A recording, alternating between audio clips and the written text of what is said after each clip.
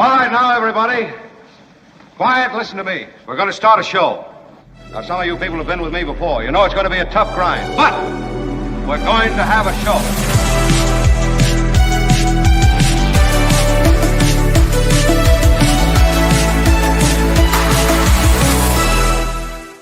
Thank you all. Oh, gosh. You know, the Wednesday recorded audience, my favorite. Nice to see everyone through a smattering of recorded applause. And Kim is here. In fact, how are you? Kim was saying, hey, it's time to get going. It's time to get going. Well, I get it. I'm trying to find stuff that, we can share with the boys and girls. And a lot of the stuff comes in at the last minute. Tony is here as well. Thanks, Tony. We have special guests today. John Rothmann, the sage, joins us in minutes. He'll be here bottom of the first hour. And one of the great minds and one of the prolific writers and speakers on progressive politics and one of the great historians joins us in hour two. I'm talking about Thom Hartmann, everyone. Yeah. So we are rocking. And then don't we have Belinda today as well? Yeah, we do. Mm-hmm. I saw something that she didn't get the link, Kim. Do you want to explain why she didn't get the link? She said she got it 11 hours after I sent it, which is strange, but she has it. Anyway, Clearly I don't know. I will. I blame you. All right, I'm sure it's my fault somehow, Kim. I blame you. Yeah. I also blame you for the doomsday clock. The doomsday clock moves. Was it a minute closer to midnight, or?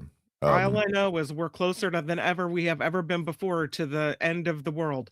Doomsday done. I mean, the doomsday clock is it's sort of a graphic depiction of something that we all know: the proliferation of nuclear weapons that really produced this kind of panic and anxiety associated with the end of the world. And great minds sort of found this way to, as I say, graphically depict it. I don't know that it tells us anything specifically anyway, more than we already know. But yeah, the doomsday clock announcement was a pretty sobering one. But I don't know that we need that sobriety right now, given the fact that, we get it. These are grim times, So I want to mention that we have a poll up, and I think it's really, when you look at what's happening in America right now, you need to focus on what's happening with this administration, recognizing that many people in America, even voters who voted for this MAGA movement, are starting to second guess where we are. You've even seen an administration that never backpedals on anything begin to backpedal. And so we've already seen Bovino, that, what is he? He's an SS officer wannabe, right? He is Gestapo wannabe. He is removed from his post in Minnesota, running U.S. Customs and Border Patrol there, and he's moved to the southern border, back to this little border town. He's being prepared for retirement or whatever. How long will Kristi Noem last is the question that Tony had. And you can vote in our poll right now. Could she be out by Easter? Oh, wow.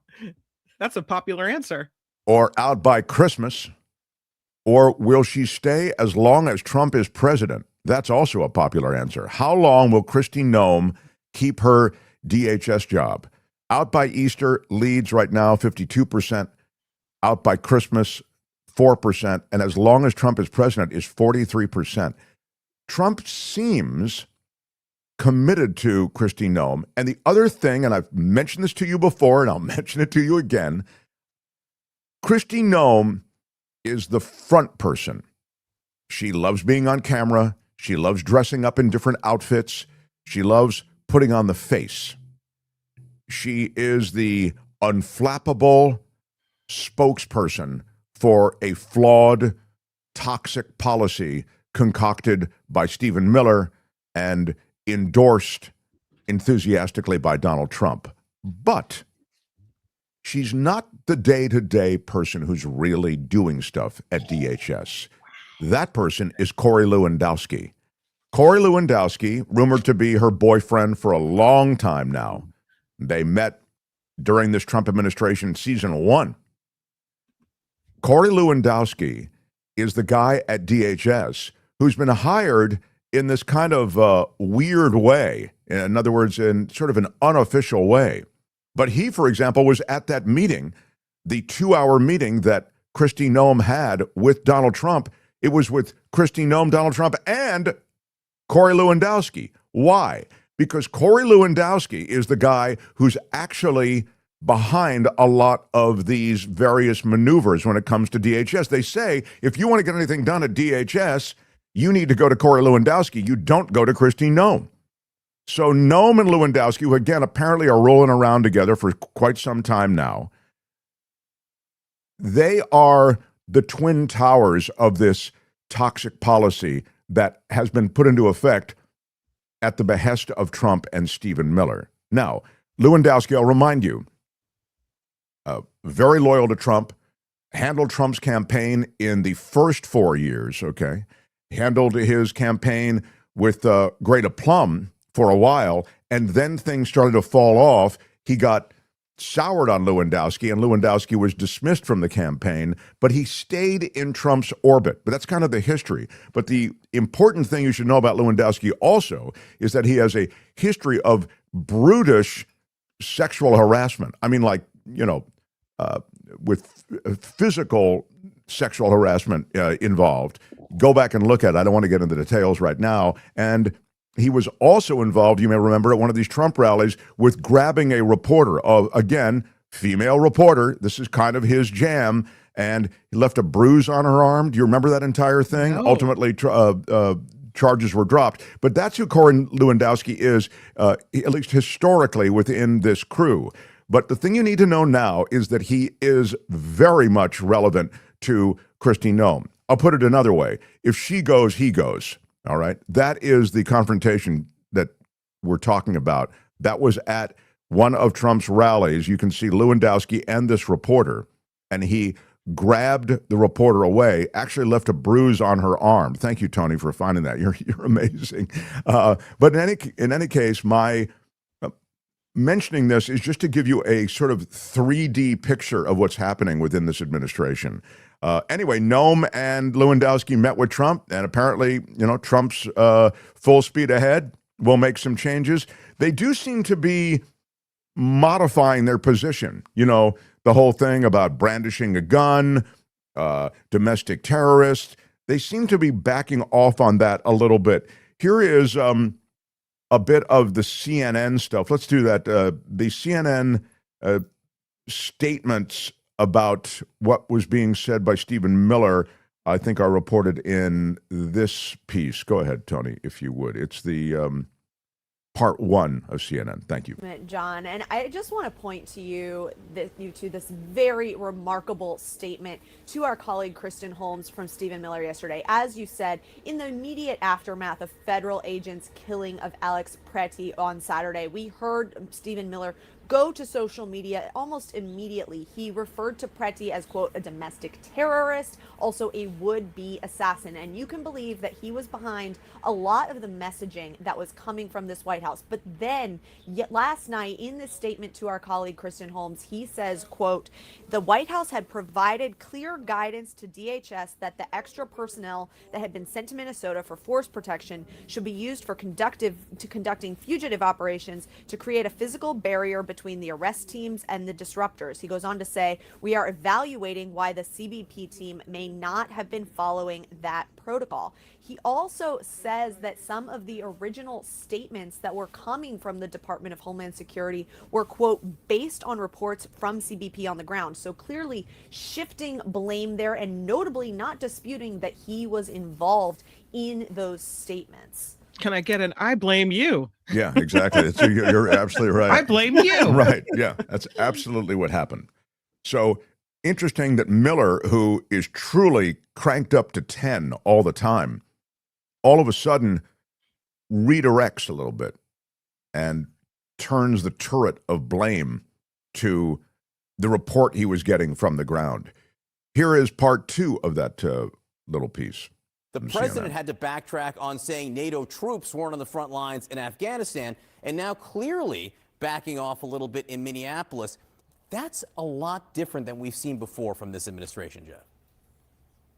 John, it absolutely is. It's not only unusual, it just hasn't happened, particularly on immigration. Look, this was intended to be a strength for President Trump. It always has been. It's one of the things that helped get him elected in the first place back in 2016 and certainly reelected in 2024. Now immigration is viewed by Republicans as a weakness for this administration. That explains the flow chart that you were pointing out earlier. Stephen Miller isn't doing this simply because he's suddenly had a change of heart. He's doing this because even a few Republicans, a small but growing number of Republicans, are beginning to confront and challenge and question this administration. It is all coming, of course, as the very as the very emission in Minnesota is being reviewed. Yeah, I know all about that. When you're on camera and they're talking to you while you're trying to make a statement. So you're speaking extemporaneously, and they start talking to you, and you go, and then it makes you double clutch.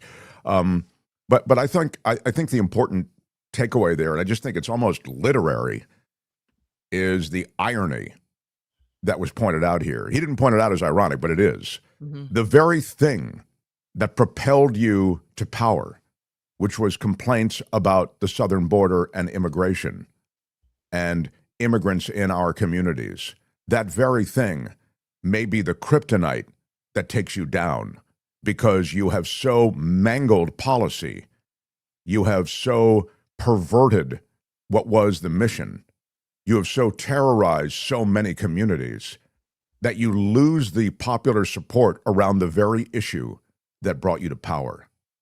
I think that is something worth keeping in mind. Now, that doesn't mean that they're backing off on it, but it does mean that they know that the terra firma that they landed on with this issue is not so firma anymore. It is really beginning to shift. You have more and more communities that don't want this. So it could be a political issue for Trump. Now, as you know, when it comes to Trump and staying in power and everything, I have a whole other, and I'm going to talk to Thom Hartmann about this, a whole other list of concerns, okay, in terms of giving up power. But I'm just saying, if you play the traditional politics of it, he's in trouble on this issue, straight up. This administration is in trouble on this issue. That's why I think getting rid of Bovino, the question about Kristi Noem, the question about Lewandowski, even Stephen Miller, these are all people who you think are bulletproof, but they may not be. Meantime, one of those who's been critical is an outgoing senator. Do you have the Thune stuff? Here's Thune speaking openly about the fact that Kristi Noem should be out. To then think that we can move on before this has been adjudicated. Senator, do you have confidence in Secretary Noem? None at all. No, she's. I've tried to maintain confidence, but look, I've done and we'll be sharing this information. We've done a Trump 1, Trump 2 comparison of disaster relief. There's no comparison whatsoever. Trump 1 was right on with disaster recovery. You think about Matthew and Florence, and this one. She's not even handling the other part of her job. I mean, at one point she thought FEMA should be eliminated. To give you an idea of how incompetent I think she is, she actually thought FEMA should be eliminated. And when she had a FEMA director said he didn't think that was a good idea, she fired him within 24 hours. Now she understands that that is an important part of her job. These are like amateurish assistant manager sort of thought processes going into somebody who's a secretary in a cabinet level position. It's unacceptable. Does she need to step down? Does she need to? Stephen Miller is in the same boat. This guy, after doing the stupid comments he made about Greenland getting the president in a difficult circumstance, is one of the people that came out publicly and said that this guy was a terrorist before he had even talked with anybody on the ground. And that's clearly not the case now. So, I mean, it's just, Stephen Miller never fails to live up to my expectations of incompetence. Why do you think he should resign? Fired? I'm going to leave that up to the president. I can tell you, if I were president, neither one of them would be in Washington right now. But do you think Noem should step down? I think Noem needs to decide I mean, I think if Noem looks at her body of work, I could not be. If I were in her position, I can't think of any point of pride over the last year. She's got to make her own decision, or the president does. But she has taken this administration into the ground on an issue that we should own. We should own the issue of border security and immigration. But they have destroyed that for Republicans. Something that got the president elected, they have destroyed it through their incompetence. That is exactly the point I just made. I'm sorry, that's Tom Tillis. I think I said Thune. Yeah. And Tillis and Murkowski both have stepped out, and there is more coming. That is to say, GOP senators and GOP House reps are beginning to realize what he said at the end. Tillis's point is, we used to own this issue. Now owning this issue is bad. So I think this is a real watershed moment, potentially. And as I mentioned, it's a completely mangled policy.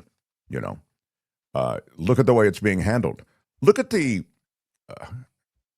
I'll talk to John Rothmann about some of the ways in which you're seeing, wartime methods, wartime strategies being imposed on situations that just don't require it.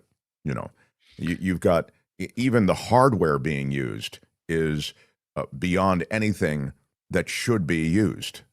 These are not situations in which you need the kind of military hardware that they are bringing into these situations on the streets of America. I was reading a piece that kind of, because I don't know all the military hardware stuff. I was reading a piece that sort of detailed just that thing. The fact that when they show up to somebody's house, they end up entering the house with all this combat weaponry. You have that, Tony?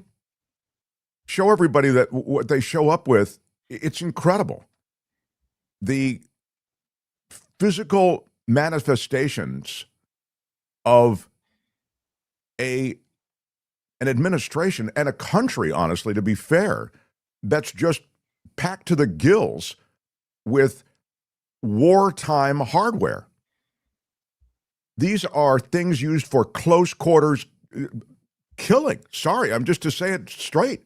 It looks like images you would see from some other country, not America. Exactly. Thank you. So what he's showing you is a suppressor, I think it's called. The one on the end of those rifles, they've gone from soldiers to law enforcement officers and civilians.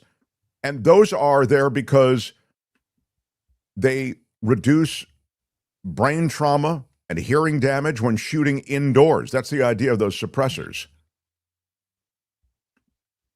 The production of those things climbed by more than 9,000% in the 20 years from 2000 to 2021, according to data collected in this piece I was reading. And that's just part of it. Toward the front of the rifle are two of these modular advanced weapons lasers. They're referred to as MAWLs. They're made by the B.E. Myers and Company. The laser is considered top of its class. It's described in the company's literature as the superior solution for any low light to no light combat environment. In Iraq and Afghanistan, the military's dominance on the battlefield was helped by these things: night vision equipment, thermal imaging technology, infrared aiming lasers. These are expensive, and they are being used in these situations where you're knocking on a door going, hey, is your dad home? I mean, these aren't crack dens, right? These aren't meth labs. You're trying to grab somebody who's overstayed their visa, or you may have the wrong house, which has happened time and time again. So these modernized defense weapons, and I've just given you a couple of them. There are a ton of them. They are being used on the streets of America against Americans. So I think it's a sign of a mangled policy, and there is an absolute imperative to rethink this stuff. And finally, people are getting angry and I think frustrated. So I go back to our poll. because they will sacrifice people over this. They'll politically sacrifice appointees. How long will Kristi Noem keep her job at DHS? And, you know, it's interesting that Tillis mentioned FEMA because, remember, DHS is this sprawling government institution. It's bigger than it should be. It blew up after 9/11. So don't forget, it's not just this immigration stuff. It's not just the story that's dominating the headlines. There are other senators and representatives who've become equally frustrated with Kristi Noem in relation to any number of things associated with FEMA. Her mismanagement is manifest. So anyway, vote in our poll, and we'll at least know what you think on this. It's a crazy, crazy reality that Donald Trump maintains these people who are utter incompetence in these positions. But, of course, the reason he does is because they are fiercely loyal. And I think that was pointed out in a couple of the comments. Let me get to a couple of comments, and I'll get to Rothmann. Let me... And now, your comments. The morons are out on social media posting false stuff that just smears Alex Pretti. Fake images of him in drag, not truthful posts about him having been fired from his VA job months ago, says Randy. Due to inappropriate conduct with several patients. I don't understand people who post this stuff. Yeah, I don't know. I haven't seen that stuff, but I mean, the disparagement of this guy, it's of a kind, right? That's that was their go-to move. It's a tough grind, and some of us have been here before. We're ready to have a show, says the last Manny. I see. That must have come in before we went on the air. Thank you, and thank you for the super chat. Appreciate it. Big shout out. Big shout out, right. We're going to de-escalate by trying to go into Ecuadorian consulate. Yeah, that's the next thing. Yeah, that's crazy. Yeah, that's a crazy story that we'll get to. How about facts instead of lies, says Gordon. Indeed. Anything else? Wes in Florida says, with a $5 super chat, big shout out. Got me some Zelmins peppermint. A little strong for me. Going to try spearmint next time. Oh, you're going to like spearmint. It's sweeter. Mm-hmm. But they do exactly as they claim. Thank you, Wes, for leading me seamlessly into a sponsorship mention. I love that. Mark Thompson Show. I am so excited. Zelmins, I always now have I have one in my pocket. Always. I love this stuff. And my question is, I'm going to ask the Zelmins people, can you take too much of it? Because I love it. And I just keep, no, I pop 3 after a meal. Okay. Sure. And then it really does work. It's a great way to fight bad breath. So those things in your stomach that are creating these noxious gases that we're breathing out, and no one wants to tell you, your business associates don't want to tell you, your colleagues don't want to tell you, your poker buddies don't want to tell you, your grandchildren don't want to tell you, but Grandma, when you lean into me, it doesn't smell so right. So Zelmins is a great answer. Dual action power. It really does work. Fights bad breath with science. On the outside, it's a tasty, powerful mint coating. Yes, and that's right. And on the inside, it's parsley seed oil, and it mixes with those things in your stomach and literally will knock out that garlic, onion, whatever the intense food that produces these kinds of, if I can use a ding word, malodorous fumes. Oh, dang it, baby. It really does work. Check it out. We road tested it for a month before we brought it on the air, and it really does work. Also, it's been scientifically proven to do what it says. Fight bad breath with Zelmins and use our discount code MARKT, and you'll get 15% off your first order. Zelmins is Zelmins, Zelmins.com. Again, MARKT at checkout for 15% off. Go now. Get it. Order it. Be happy. And smell great. The Mark Thompson Show. This guy is a brilliant mind. We call him the Sage. Our former colleague. He's a lecturer, historian, author. He's John Rothmann, everyone. John?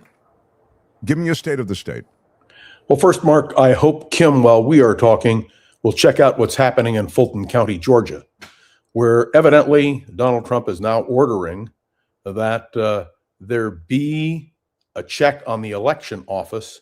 He's still trying to say he really won in 2020.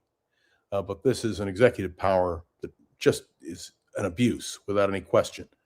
Also this morning, although, John, not to interrupt, but I was just going to say that gives away the game, right? I mean, he knows he's not going to win these midterms, and GOP is going to take a bath, and they're doing all they can aggressively to handle that problem.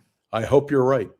And the question of Congressman Omer and the results last night, what we know is the White House, I couldn't believe the statement by Donald Trump. He said she probably did it to herself because she's trying to create sympathy or some such nonsense. But this is a response of this president that is almost inexcusable. Do you have the Ilhan Omar stuff, as Brother Rothmann has mentioned it? Here's the Ilhan Omar incident to which... I knew you were way ahead of me. ICE cannot be reformed. It cannot be rehabilitated. We must abolish ICE for good.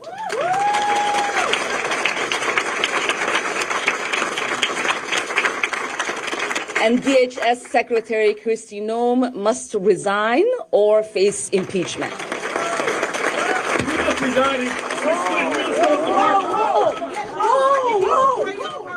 So a man charges her. I don't sprays some know. liquid on her. Oh my God, he sprayed something on her. I need a napkin to know nothing. And then I was quite stunned that she went on with the town hall anyway. Please don't let them have the show. Here is the reality that people like this ugly man don't understand. We are Minnesota strong, and we will stay resilient in the face of whatever they might throw at us. So she's pretty impressive in that moment. Anyway, that's something that happened last night, John. Do you have Donald Trump's response? We just mentioned it, the fact that he called it something that, That's just what he I claimed wanted to that make sure. she was doing it to herself, and that she, she essentially staged this to gain attention. Yes, and we should, because this whole thing with Alex Pretti has just been unfolding, and I know you've been covering it very effectively. That again, the White House distortions are unbelievable. So let me cap it all off by saying, people ask, should Kristi Noem be impeached? Should there be changes in the White House, particularly with the deputy chief of staff? And my answer is, the problem is Donald Trump. It has nothing to do with subordinates who are simply doing what he wants. The issue here is a president of the United States, and I want to be very clear about this, who is completely out of control and who is abusing power on a daily basis. And what is shocking to me, having worked for Richard Nixon and having seen how quickly Nixon fell by just one or two little things, and I say little things not to do anything more or less than compare them with Donald Trump. When you look at what Donald Trump has done, the problems, the poor decisions, the abuse of power is so vast, so complete, that it's mind-boggling. Well, it may be, I think you're right on some level, that Donald Trump is the driving force. He's the one who has both the charisma, you may not like that word, but it's true. He has a political charisma. He's a generational political figure, in my judgment, and he has the dynamism to have pushed through so many of these policies. But the real thing he's done, of course, it's not that he's just, JFK was charismatic, but he would never have been able to reshape America in this way so quickly. He has brought a mobster mentality to everything. And so his threats, and he follows through on his threats, his weaponizing of the Justice Department, his shakedown of media, his shakedown of academic institutions, his shakedown of NATO, all of these things are, they show a true mobster mentality. It's a gangster view of the way that he wields what he's power. doing in Indiana, he's putting up candidates to oppose those who didn't vote for what he wanted in terms of reapportionment. It is a gangster mentality. And I know that sometimes we have the feeling we're talking to ourselves, but we can see the polls indicating a shift away from Donald Trump. And we can see people retreating ever so slightly from their position. Stephen Miller is a great example of someone who is a danger to America, but who is sort of stepping back a little bit. So all I can tell you is when you talk about all these issues, and I know you want to talk about a lot of them, these are real concerns. I also want to point out we are headed for a major military confrontation with Iran, that the Abraham Lincoln is steaming there even as we speak, that the president is acting again unilaterally because a president, when it comes to foreign policy, is the commander in chief. He virtually has unlimited power. And again, we see an impotent Congress that is not responding in any way. Somebody asked me the question, when did Congress ever respond? Well, you remember they cut off funds for the Vietnam War, which is why Gerald Ford was unable to intervene when South Vietnam fell in 1975.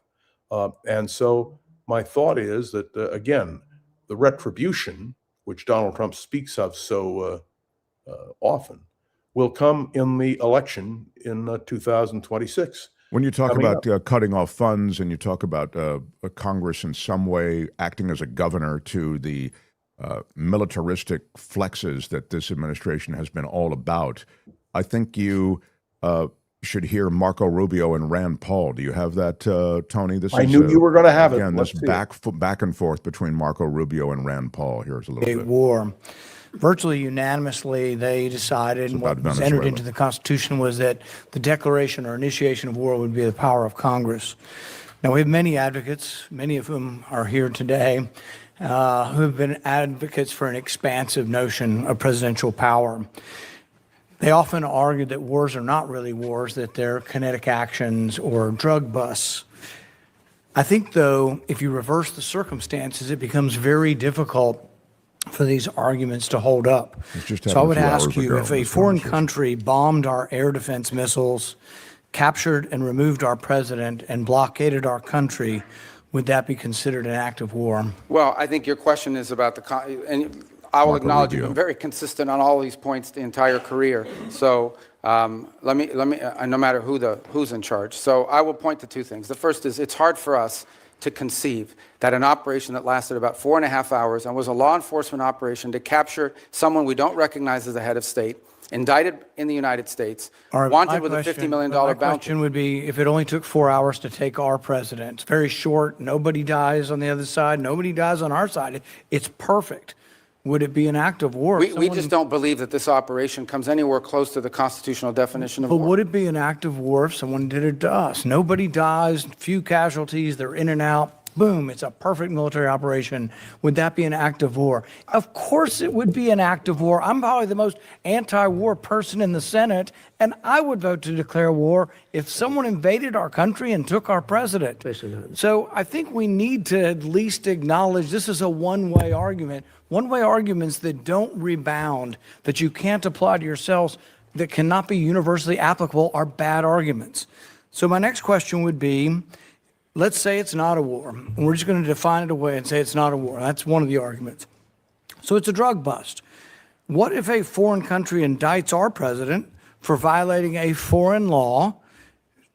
Should we extradite our president, or should we be okay if they come in and get him by force? Look, I think ultimately we're always going to act in our national interest. And so if somebody comes after our national interest, like the case you've described, which obviously does not exist at this time, but the case you've described, the U.S. always has the right to act in its national interest and to protect itself. So really I don't know about this equivalency. Well, does this justify them doing it? We're always going to do what's best for the United States and America. We're always going to protect our system. But the point isn't, and you're exactly right, we will act in our national interest and we should. So I'm not disagreeing with you at all. What I'm saying is, though, that our arguments are empty then. The drug bust isn't really an argument. It's a ruse. The war argument, not a war, is a ruse. It's not a real argument.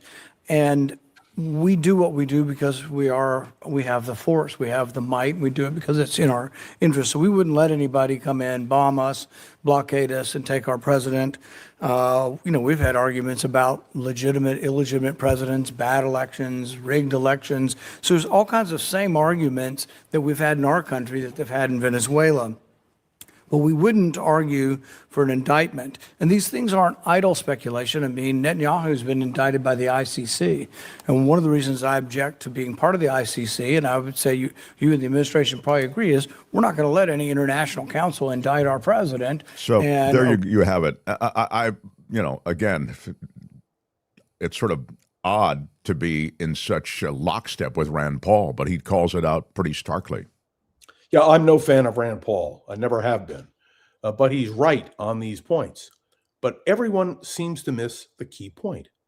The person who makes policy is the President of the United States. And when you have these kinds of actions being taken unilaterally by a president, you understand how important it is in a presidential election to have a sense of what you're getting. I do not believe that Trump voters, and you can see it in the polls, anticipate the kind of things that Donald Trump is now executing. Sure. Yeah, I agree. And I think that's a key. I do want to come back to this whole point about Kristi Noem being impeached. There are few, if ever, any in modern history, impeachments against a cabinet officer that have even come close to succeeding. So I would suggest to you that one thing people need to think about is the absolute pardon power of a president. Before he leaves office, it would not surprise me if Donald Trump pardoned all of those who have been complicit in this horrific policy decision by the Trump administration. Well, he has gone after those who are calling for the Noem resignation or for the Noem expulsion. He said about Murkowski and Tillis both, who have been, outspoken on this issue. He called them losers. They're terrible senators. One is gone and the other should be gone. What Murkowski says, she's always against the Republicans anyway, and Tillis decided to drop out. So, he lost his voice once he did that. This is, again, Trump speaking. So, again, as the temperature gets hotter, he digs in a little harder.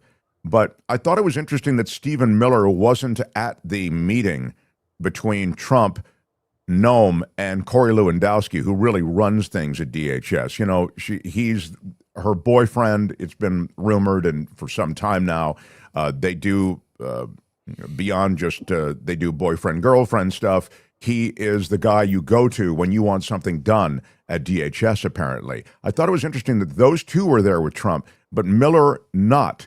I still, for me, in my mind, and I'm going to ask you, the jury's out as to if that means Miller is sort of distancing himself from that, or if Trump is distancing Miller from it, or if Trump is distancing everyone, those three, from Stephen Miller, who he himself might be on the griddle. Yeah, I don't think so. I think Stephen Miller is too much of an integral part of what Donald Trump does and how he does it. And I think you can see the trust between the two. But that also is profoundly disturbing. Who a president has as his advisors is really critical. And we were skeptical, you will recall our discussions before the election, of the people around Donald Trump. By the way, the person I feel sorriest for is Marco Rubio. Talk about a man who has sold his soul. There's no question that that's a serious problem. So, you and I are talking about it. I know that our listeners are talking about it. I know that more and more people are talking about it. But the bottom line is the issue here is only one person, Donald John Trump, and his decisions affecting the course of his administration make all the difference in the world. Well, as you say, his popularity is waning. And it's interesting to speculate what might happen. You, I know, point to the midterms, and you have great faith in the midterms, but even as recently as today, you have, as you were alluded to earlier, you have the takeover by the FBI in Fulton County, Georgia, of election materials, such that there might be the beginnings of manipulations on the election. Multiple things can happen in these midterms. Trump is still talking about the Insurrection Act. And let me point out to people that if he were to invoke the Insurrection Act, and his statements now about Minnesota and the mayor of Minneapolis are absolutely appalling, shocking. by the way, unacceptable in the mainstream of politics. But I realize my own failure, okay? Well, let me just speak to what you said, because people may not be aware of it. He said that the mayor, let me just, could, what did he, I'm looking for the actual quote. Trump attacked Minneapolis Mayor Jacob Frey over comments made on X that underlined how the Twin Cities would not alter its sanctuary policies in exchange for the Trump administration dialing down heavy-handed immigration enforcement.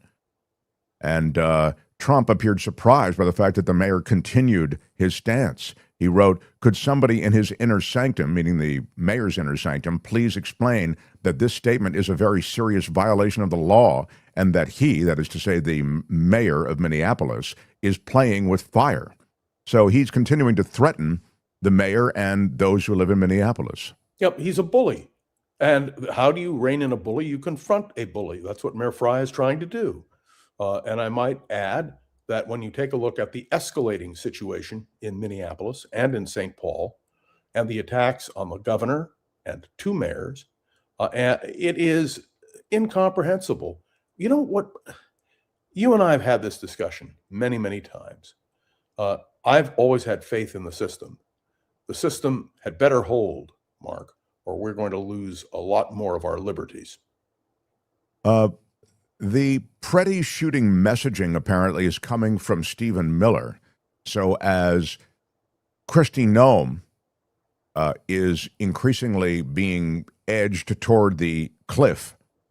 No, I don't agree with that. Well, you may agree with it or not. I've played you Murkowski. I played you Tillis. There are 20. Donald Trump stands firmly in her corner. Now, right, until he doesn't. The day that you can produce something or we hear something where Donald Trump in any way undercuts Noem, and the question was asked during the press conference yesterday, and the president restated through his press secretary, who, by the way, is a piece of work, his support. So even the press secretary has backed off, John. Everybody who you're talking about, they've backed off their original positions. Their original positions were that Alex Pretti was brandishing a weapon, coming at agents, looked like a mass casualty event. They call him a domestic terrorist. They've all backed off on that. Now, the White House Deputy Chief of Staff Stephen Miller saying that the CBP team, that's the Customs and Border Patrol team, may not have been following, that's a quote, instructions in Minneapolis. The White House provided clear guidance to DHS that the extra personnel that had been sent to Minnesota for force protection should be used for conducting fugitive operations to create a physical barrier between the arrest teams and the disruptors. I mean, 100%. These are a lot of words, but what I'm saying is that's a backing off from his original position. May I tell you, I would have agreed with you until his comments about the mayor. And I think that the simple fact is that Donald Trump may maneuver and people on his staff may maneuver, but the bottom line of what they're doing continues. And that, to me, is what is so horrifying. The federal agents involved in the shooting of Alex Pretti in Minnesota, they have been placed on administrative leave. That's something that they've been loath to do in this administration. The two officers involved are on administrative leave, said the Customs and Border Patrol spokesperson. This is standard protocol. No, not in the Trump administration. That's my point. Not in the Trump administration. They're realizing that this is a real stink that they're getting on them. No, they know it. And I know they're maneuvering, but they have not backed down in their essential position. And they continue to make these kinds of accusations. They continue to threaten the mayors, the governor. I just lost John. Is that me? Or yes. Is that? I'm here. Okay. I don't know. Can you hear me? Yeah, I hear you. I hear him. Yeah. Okay, cool. Yeah. So, it's simply a reframing, but it's not a backing down at all. Fair enough. Fair enough. I think Rothman's right. I guess what I'm getting at is they are scrambling to reframe. And but now let me just buttress what you're saying by suggesting that the amount of money and the amount of effort that's going into filling their roles, that is to say the hiring roles at DHS with more ICE agents, it's insane. Have you seen these commercials? They're running these targeted online ads and television spots for DHS to talked hire about more this. ICE agents. It's like they call back to some kind of almost a religiosity associated with the work they do. We talked about this months ago. I first heard those ads, and we raised it with you, and I raised it on my own podcast. And let me ask you a question. Well, I mean, before you ask me the question, some of those ads even have sort of a white power, white nationalism undercurrent. Absolutely. Phraseology, if you will. Yeah. What do you think of Thom Hartmann?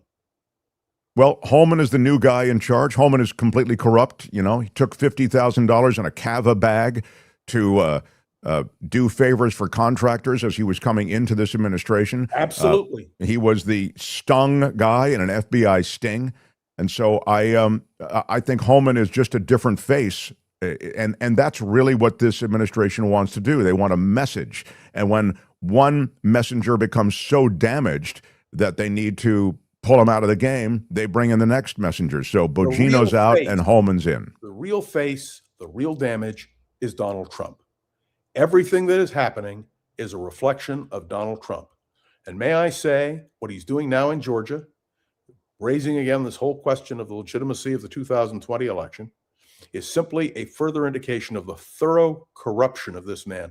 I don't think you and I have talked about the New York Times story, which says that Trump and his family have profited in the last year to the tune of $1.4 billion. Yeah, and I think that the figure may be 25% of the actual number. The corruption, what I'm saying to you is, yeah, the corruption is so outrageous. And I want to just recount one thing. I had a discussion with my son, who is 33, and he notices my outrage, and he says, "Dad, this is the normal." He said, the last 10, 15 years, all I've heard is this kind of stuff. It's normal for me. And I think what I'm worried about is the normalization of this kind of corruption, this kind of outrageous behavior, this abuse of power, that people will then say, well, that's the norm. And I got to tell you something, that scares me, because that does go to the heart of who we are. Well, I'll say this, John. This is a political structure that has problems.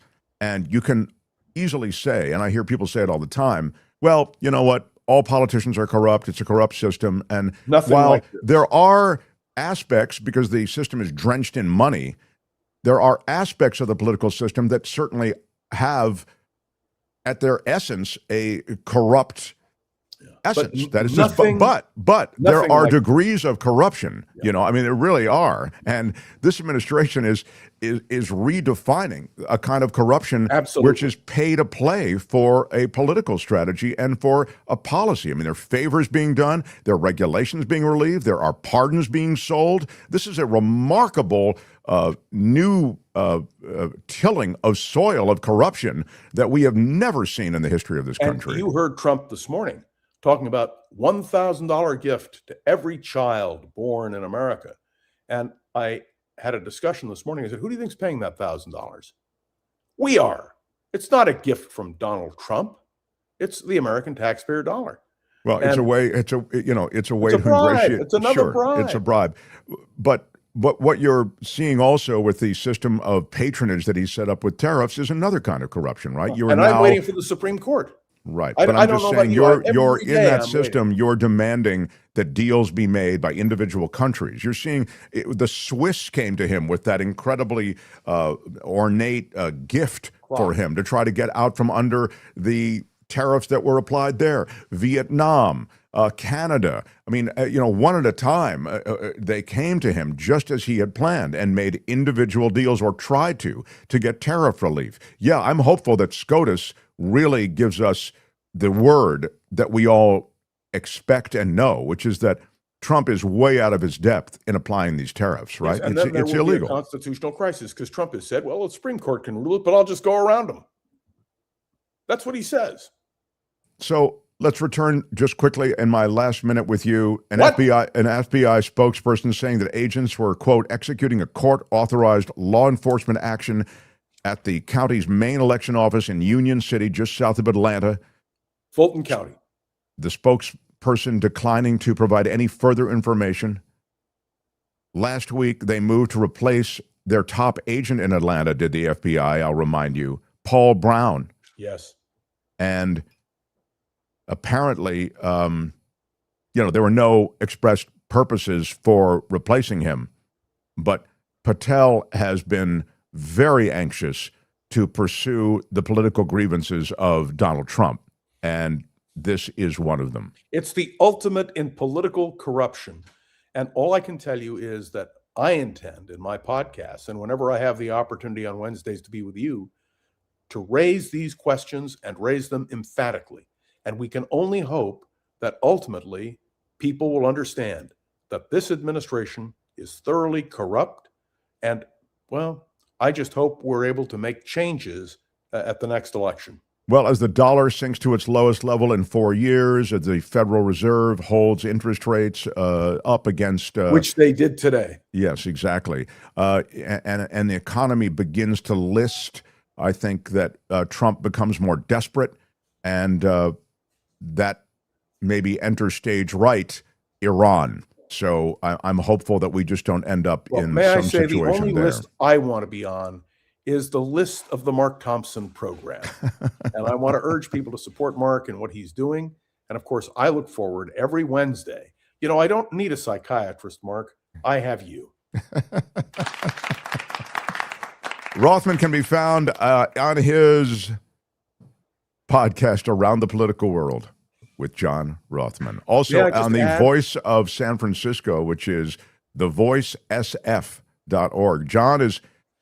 Can I just there add in his San Francisco? I've never been to his home, but I'm sure it's some sprawling. You live in the city of San Francisco, don't you, John Rothman? I do, but I want to live in one of those beautiful Victorian places. No. It's a lovely house, made more gracious by my wife, who keeps everything going. But I want. Are you up there in Twin Peaks? Where are you? No. I have a view of the Golden Gate Bridge. There you go. All right. Hold on. I just want to announce that starting this Friday, my podcast on Around the Political World with John Rothman, which is now 15 minutes, will be extended another 15 minutes because we're going to do interactive question and answers from the audience. Wow. So what I want people to do is to put their name, Mark, your question, and then I will announce your name and I will also answer your question. And our hope is that this feature will increase the amount of traffic we have, which is quite considerable. And yes, so, you're very popular, I know. Well, let me tell you, my popularity stems... I've never seen anything like it. Yeah, my popularity stems from my appearances on the Mark Thompson program. Well, I'm glad you finally realized that, John. I didn't want to say it. I didn't get a bonus. Yeah. I did not get ice cream and cake. And I just want to know why Kim and her children get more than I get. I know. It really is. Kim, did you hear me? You just don't get it, do you? I don't. I guess I heard you. Oh, yeah. Let Rothman talk, damn it, says PNE Bridge. No, you have it all wrong, PNE. Hey, PNE, tell Rothman to let me talk, okay? It's not the Let Rothman Talk show, okay? What? It's the Mark Thompson show. No, Thank you, PNE. I thought you were renaming it. Why are you yelling? All right, so Rothman is the greatest. We'll see you next Wednesday, brother. Take care. I look forward to it. Thank you very much. All right, my friend. John Rothman, right on. The Mark Thompson Show. This is Mark Thompson. Come on, everyone. Welcome. We are trying to cover things as they happen. Thank you for leaving comments. I read all of your comments. You leave them whenever you see our shows. We are a live show, of course, from 2 to 4 in the East, and we are 11 to 1 in the West. I'll just say that most people take us in on delay, and if you do, you can also listen on iHeartRadio, Spotify, the podcasts on Apple, Google Podcasts, etc. But when you leave comments on YouTube, I do read them all, and I read all your emails. I try to get back to you if I possibly can. And I have gotten a lot of good reaction from our latest sponsor. They've only been on the show for 2 days, and I've gotten a lot of excited reaction. Kim among those most excited. I'm talking about Sweet 106 Bakery, Suite, for those who are just listening, because it is sweet. but in this case, it's SUITE, like a suite of rooms. Suite 106 Bakery, because that's where they were born, in Suite 106. And this is a family-run business, okay? They've started small, and they've stayed family-run. It's brilliant what they've done.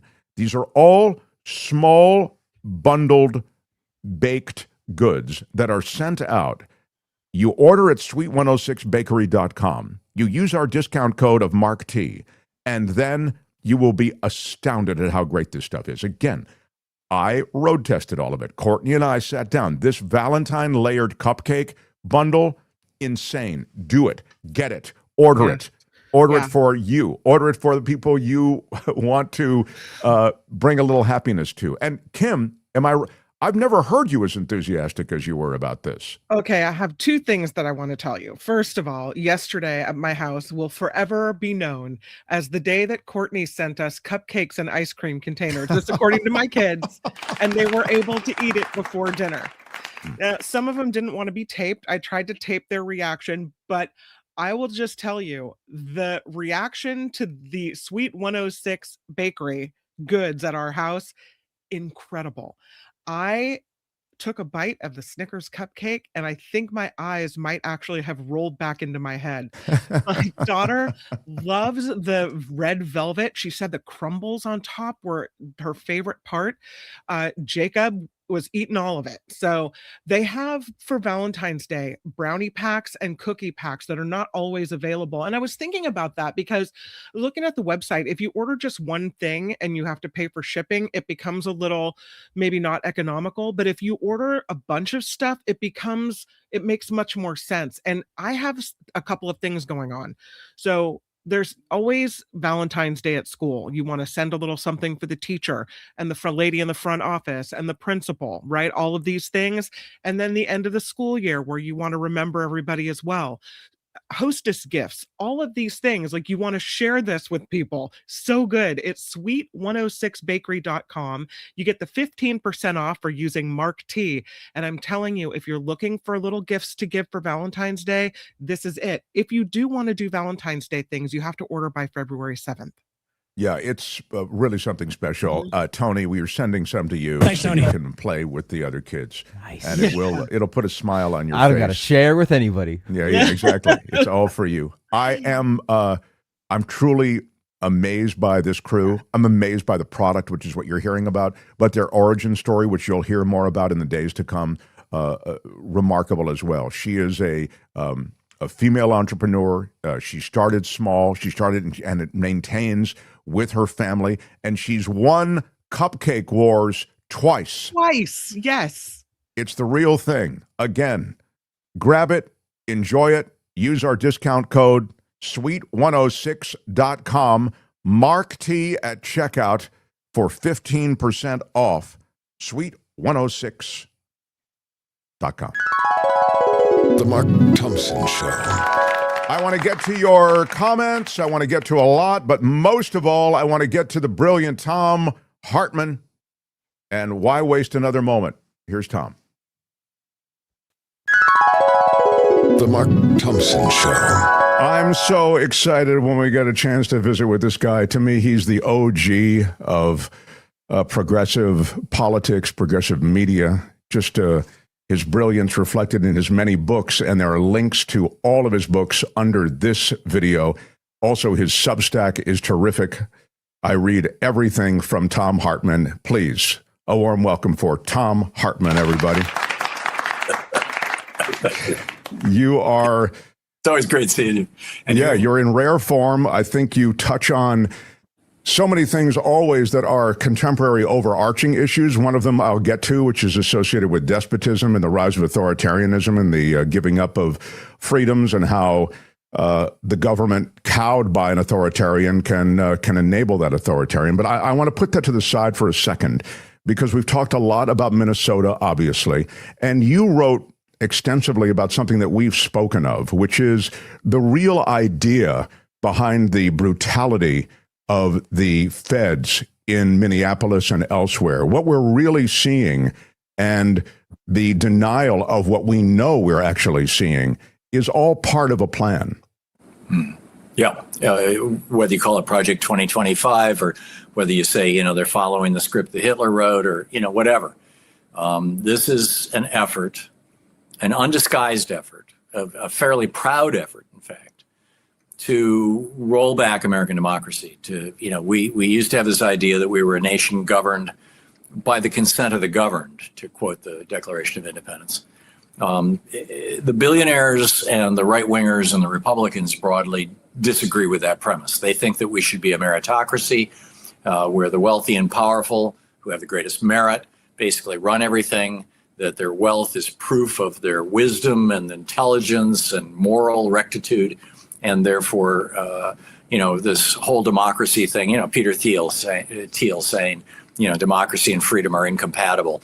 And that when women got the vote, that's when things started going downhill. I mean, this is a widespread sentiment among mostly submissive men who are, conservative men are typically submissive men. They're betas. They're looking for Big Daddy. It's why Trump refers to himself as Daddy. It's why Tucker Carlson says Daddy's coming home and he's going to spank us.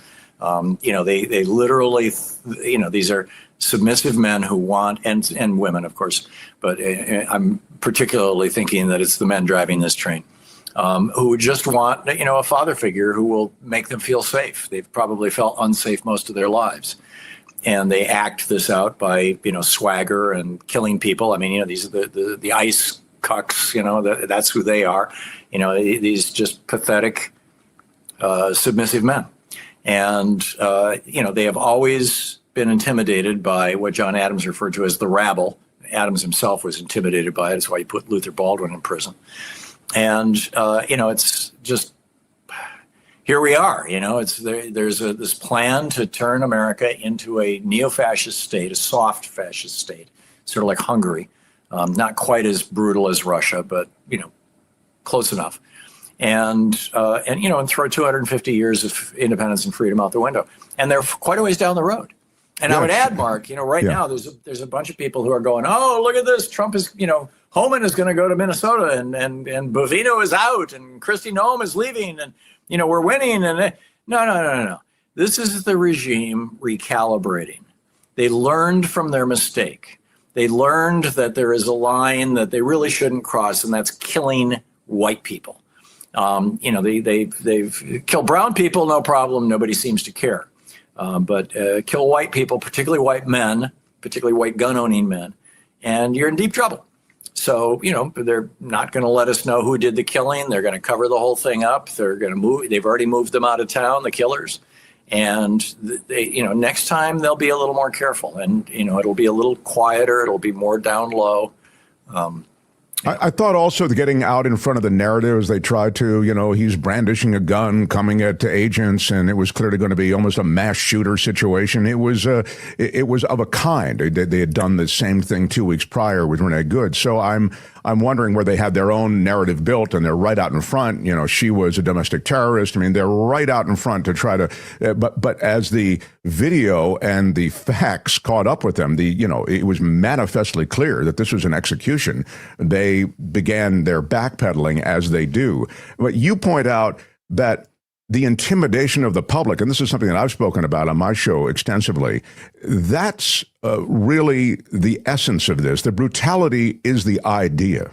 Yeah, and no doubt about it. I mean, that's absolutely what's going on here. And, the idea is to shut down opposition. And, it has worked in a lot of other countries. It worked in Egypt. It worked in Turkey. It's worked in Russia. It's worked in Hungary. It's working in China. It's works in Singapore. It's countries all over the world, probably the majority of countries in the world, where people are, the opposition is cowed into silence. The Philippines. And that's very much what Trump is trying to do. And that's what his administration is trying to do. But now they've got some allies that people in those other countries, by and large, didn't have. China is probably the exception to this. And that is now you're seeing now that this billionaire family that bought CBS now also owns TikTok.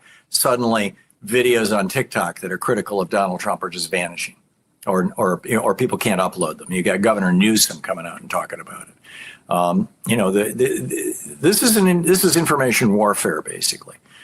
We've had right-wing media now for about 40 years in the United States that has been steadily moving us to the right, moving us away from democracy and closer to this idea that, we need these wise billionaires to be running our country and telling us how to think and what to do. But now the means of molding and shaping public opinion, the mechanism of it is in the hands of people who are of that mindset. Whether it's X or whether it's Facebook or whether it's TikTok or, pick your poison, right? All of these social media sites are now engaging pretty openly in either censorship or algorithmic, strengthening of right-wing messages and diminishing of progressive messages. And this is the private ownership of these various, the legacy media, which was cowed early on with the lawsuits, the shakedown of ABC, the shakedown of CBS, and they bent the knee, and then the cowing really of the judicial system. First of all, you populate the governmental judicial system with your cronies and your functionaries, and then of course major law firms quickly found themselves tapping out. So you're the law, you've got media, academic institutions. He effectively has gone after them, and they have to bend the knee. So you're right, we're way down the road. And what I like about some of what you've written recently about is the way in which the responsibility does tend to fall to the people now to push back, but it has to be done against a crew that is all too ready to do what they have to intimidate those people. I mean, the politics of fear is really what these federal agents who are going to be populating more and more places around America, I think in the months to come, are all about. Yeah. I mean, we and impunity. I mean, we saw this in, I believe it was Phoenix, where you had a bunch of people protesting out in front of an ICE office, it was in front of, there was a restaurant that ICE was busting, apparently going after the busboys or something. They arrested a couple of people.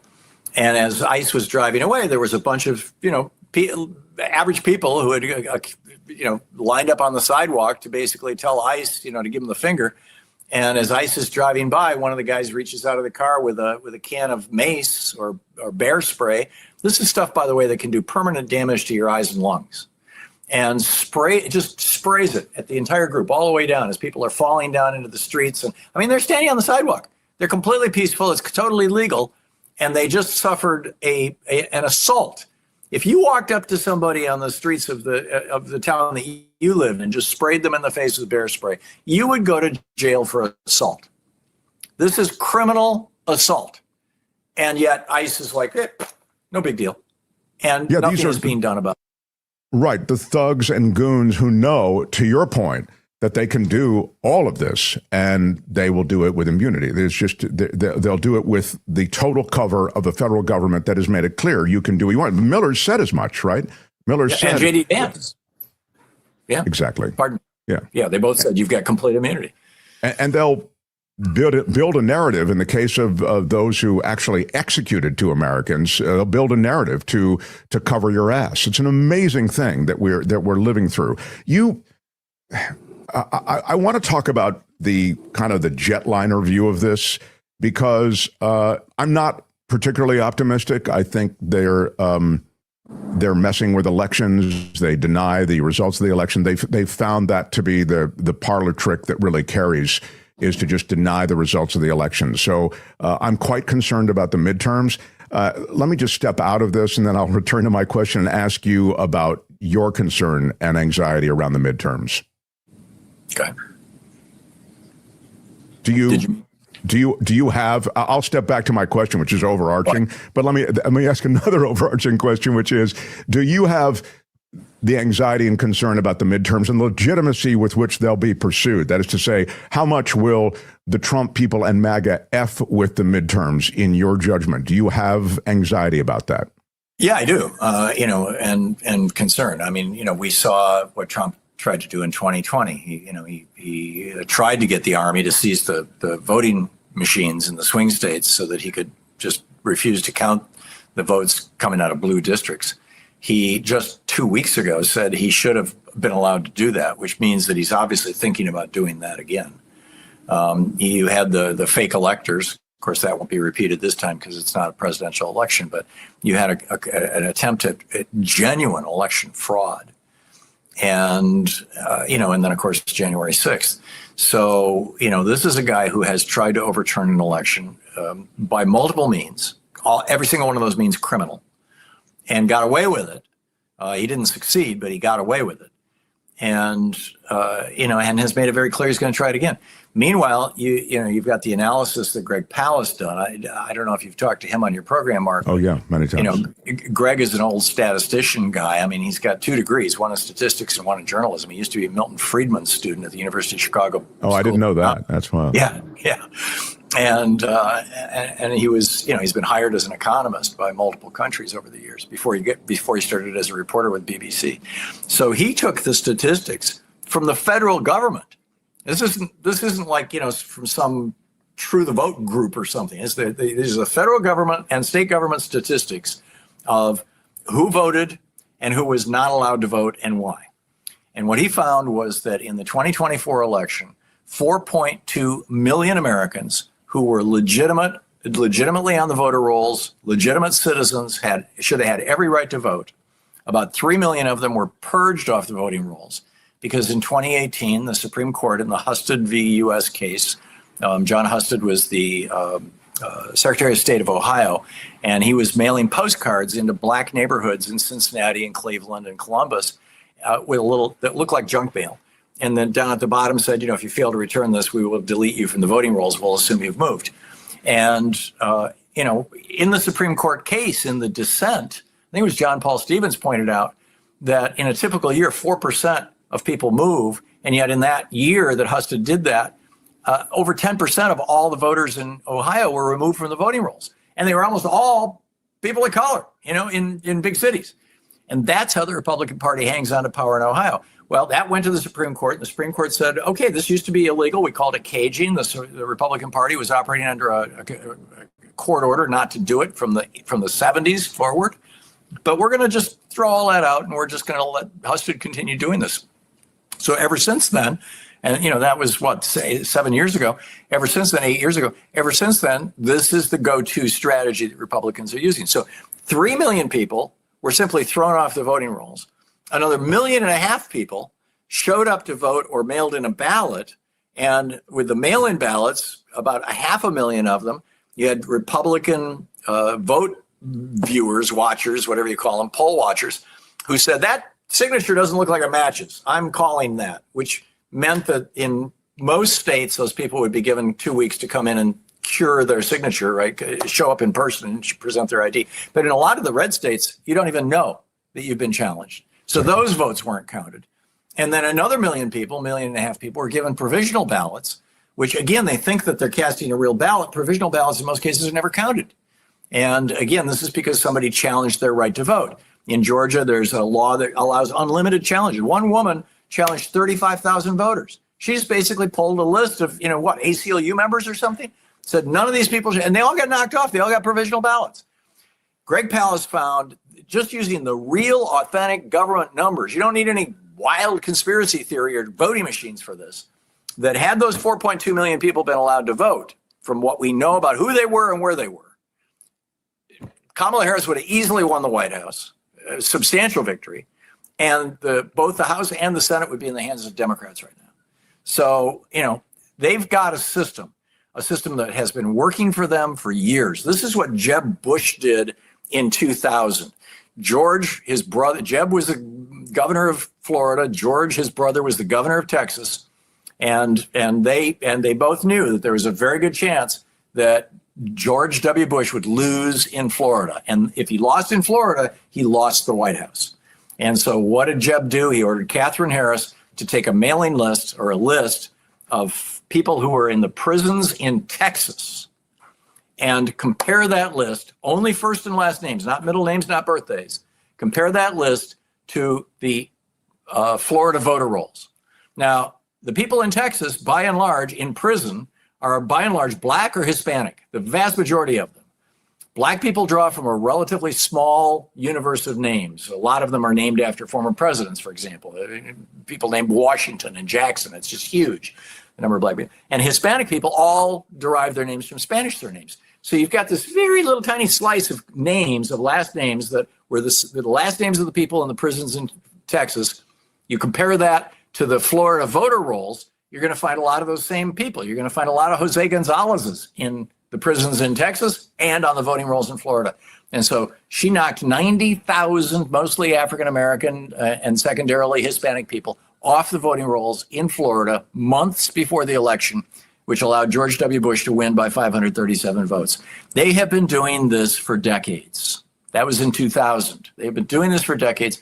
And I think this time, instead of 4.2 million people being knocked off the voting rolls or having their voter registration or their ability to vote challenged, I think it's going to be more like 10 million.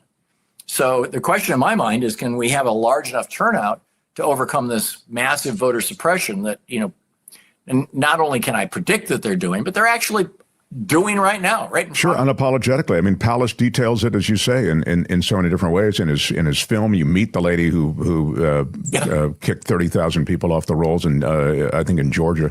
Yep. But you're detailing something they've taken to a high art, and so. And it's sad that the only way to defeat it is kind of to use Trump's expression, too big to rig type thing. You just want some, a tsunami of voter turnout. But I just hope that tsunami is big enough, Thom Hartmann. I agree. And what I don't get is why the Democrats have not been screaming about this, squealing about this. This really started in a big way in the 1960s. When a guy named William Rehnquist was a local politician or a local politico down in Phoenix. And he started this thing called Operation Eagle Eye, where he was a big bear of a man, 6'4", and a lawyer, of course. He ended up Chief Justice of the U.S. Supreme Court. And he would stand outside polling places. Now, this was before there were any ID laws at all, but you could still challenge people. He would stand outside polling places and challenge every black person, every Hispanic person, and every Native American, challenge their right to vote. And most of them he would intimidate to the point where they'd leave.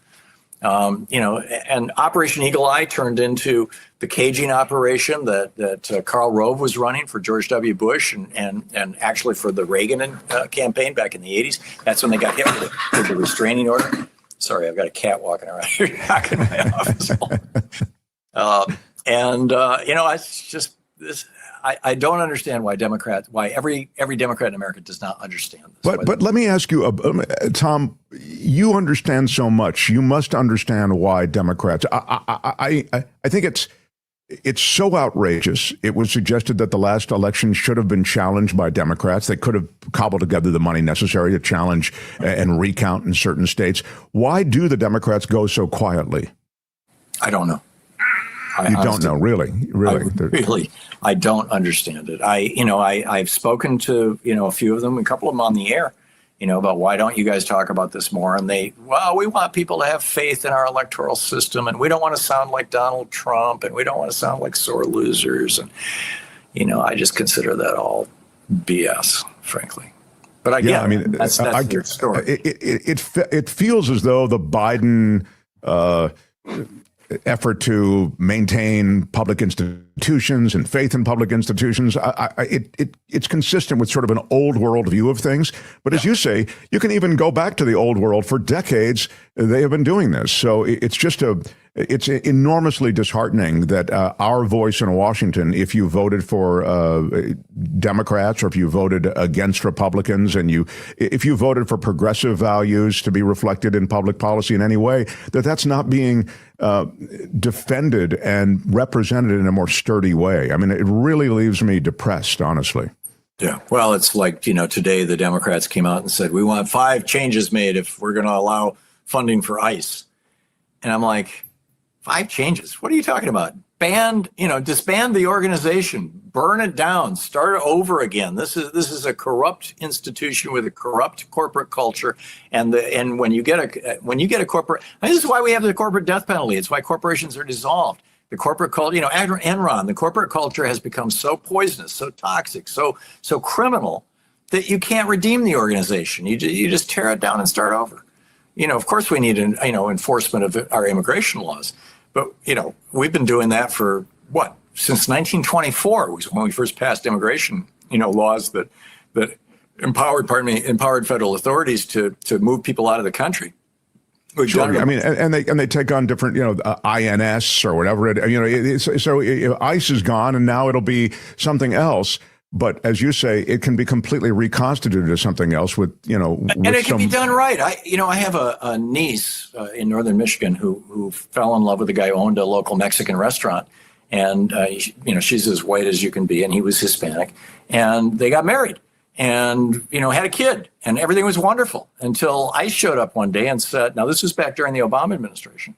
I showed up one day and said, he's not here legally. He had come across the border.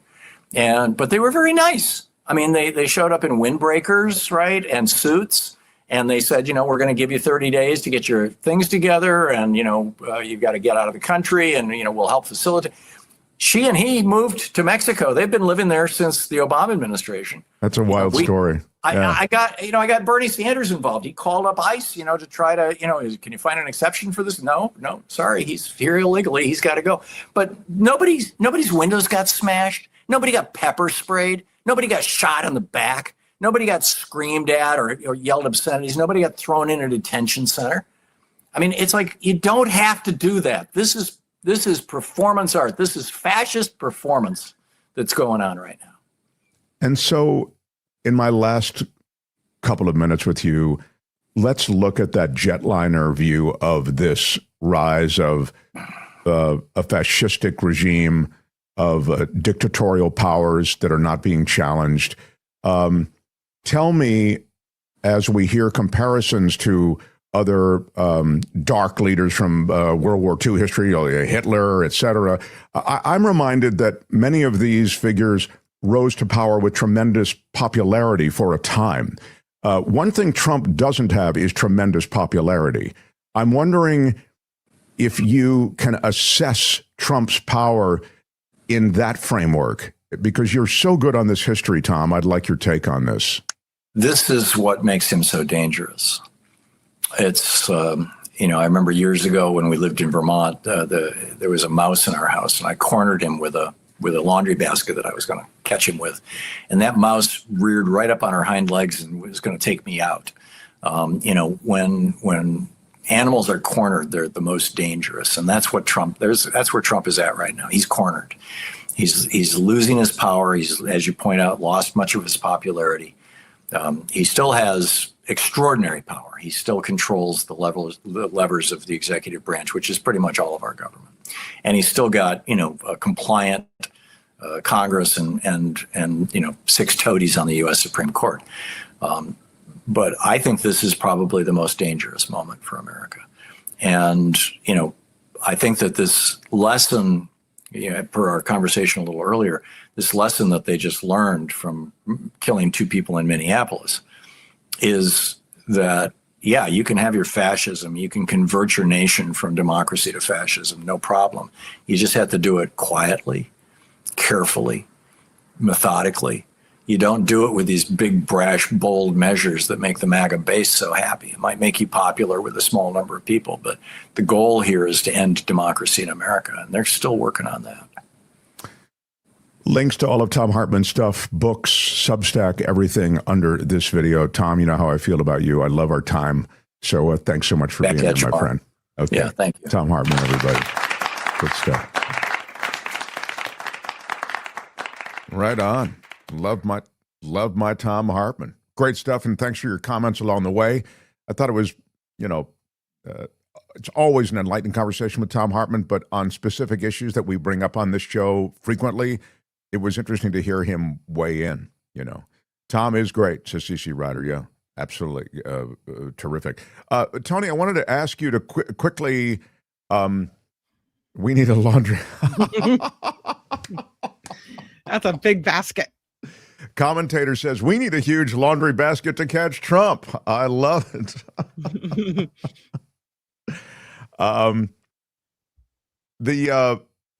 The situation at the Ecuadorian embassy in Minnesota is crazy. Here's the video from it. This is literally a ridiculousness. U.S. Immigration and Customs Enforcement agents trying to get into Ecuador's consulate in Minneapolis, prevented from entering the premises by consulate staffers. They attempted entry, and of course, the foreign minister sent a note of protest to the U.S. Embassy in Quito, the Ecuadorian capital, saying, don't do this again. You know, the protection of these embassies is something, and consulates is something that is sacrosanct, right? And the fact that ICE agents weren't aware of that, I don't know what they were doing. I don't know what their plan is. I guess they're not to be in any way restrained by any existing law. But that was the video that you just saw, and they were rebuffed. So it's interesting. Oh, here it is. Yeah.